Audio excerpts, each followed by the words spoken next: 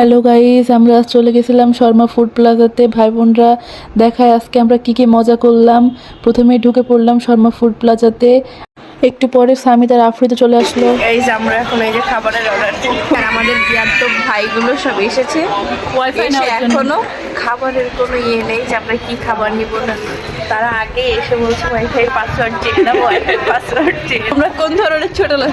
এই দেখেন আমরা কাদের সাথে এসেছি। আসলে এরা এখানে এসে ফ্রি ফায়ার গেম খেলবে, এটাই তাদের উদ্দেশ্য। আর আমরা দুইজন খাবো, এটা আমাদের উদ্দেশ্য।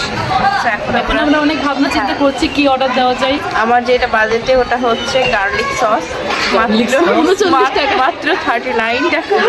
বাহ, তুমি জানো গার্লিক মানে কি? গার্লিক মানে রসুন না দাস করি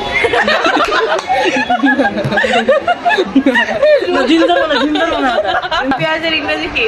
অনিয়ন অনিয়ন অনিয়ন আনিয়ন।